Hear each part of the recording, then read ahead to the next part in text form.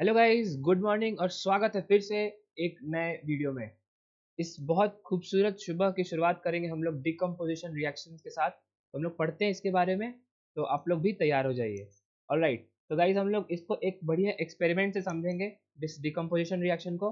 तो स्टार्ट करते हैं। ऑलराइट, तो गाइस अपना एक्टिविटी 1.5 बोलता है कि take 2 grams of ferrous sulphate crystals in dry boiling tube. आपको क्या करना है, फेरस सल्फेट के जो क्रिस्टल्स हैं उनको इस ट्यूब में भर लेना है। ठीक है।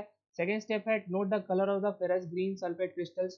तो गाइस जिन लोगों को नहीं पता है, तो फेरस सल्फेट जो क्रिस्टल्स होते हैं वो लाइट ग्रीन कलर के होते हैं। तो ये आप लोग को नोट कर लेना है। ठीक है, आप लोग को पता होना चाहिए।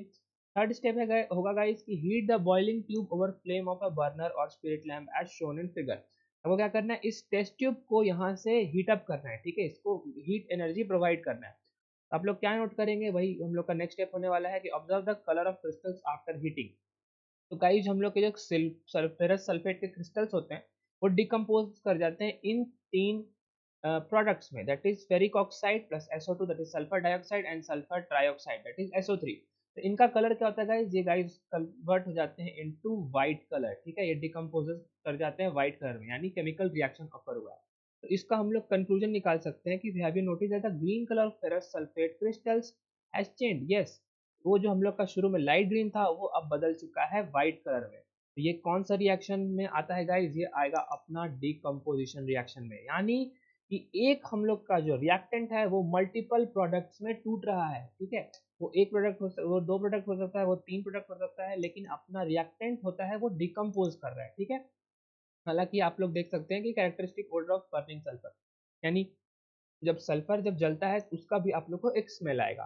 यानी ओवरऑल हम लोग इसको अगर सम अप करें तो डिकम्पोजिशन रिएक्शन उसको बोलेंगे गाइस कि single reactant break down to give simpler products. यानी जब हम लोग ने पिछले केस में देखा, यानी फेरिक ऑक्साइड के केस में देखा, फेरिक सल्फेट के केस में, यानी FeSO4 जो था अपना, वो अपना कन्वर्ट हो रहा है किसमें, वो अपना टूट रहा है फेरिक ऑक्साइड में Fe3O4 plus SO2 plus SO4 में। ठीक है, बैलेंस कर लेंगे, बैलेंस यहाँ पे अपना 3FeSO4 आ जाएगा।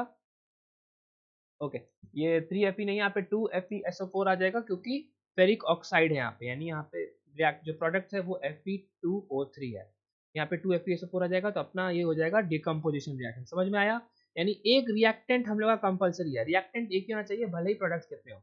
This is called decomposition reaction, नाम से ही क्लियर है। और ये just opposite of combination reaction होता है। तो अगर आप लोगों को कॉम्बिनेशन रिएक्शन याद हो, उसमें था कि multiple reactants combine to form a single product। ठीक है, सिंगल प्रोडक्ट, ये मल्टीपल रिएक्टेंट्स जो हम लोग कंबाइन करते हैं तो उसको हम लोग बोलते हैं कॉम्बिनेशन रिएक्शन। तो इसको अगर हम लोग इस रिएक्शन को वापस देखें, तो इसको अगर हम लोग उल्टे साइड से देखें, यानी अगर हम लोग Fe3O4 प्लस में SO2 प्लस SO4 जोड़ते हैं तो वो हम लोग को FeSO4 देता है, जो कि हो जाएगा कॉम्बिनेशन। समझ गए? ऑलराइट, तो क्या एग्जांपल देख लेते हैं गाइस, वो होगा CaCO3 दैट इज लाइमस्टोन होता है, उसको भी अगर हम लोग हीट अप करेंगे तो वो CO quick lime, calcium oxide और कार्बन डाइऑक्साइड में टूटेगा। ठीक है, एक ही अपना रिएक्टेंट है, वो मल्टीपल प्रोडक्ट्स में टूट रहा है, यानी डिकम्पोज कर रहा है। ऑलराइट, एक और बात है गाइस, वो भी नोट कर लीजिए, हम लोग का पॉइंट होगा कि when decomposition reaction is carried out by heating, यानी अगर हीटिंग इन्वॉल्व हो गया है, हम लोग उसको गर्म कर रहे हैं किसी तरह से। ठीक है, तो इसको हम लोग बोलेंगे थर्मल डिकम्पोजिशन, ये आप लोग को याद रखना है। ये थर्मल डिकम्पोजिशन किस रिएक्शन को बोलेंगे, ऐसा डिकम्पोजिशन रिएक्शन जिसमें थर्मल एनर्जी इन्वॉल्व हो, दैट इज हीट।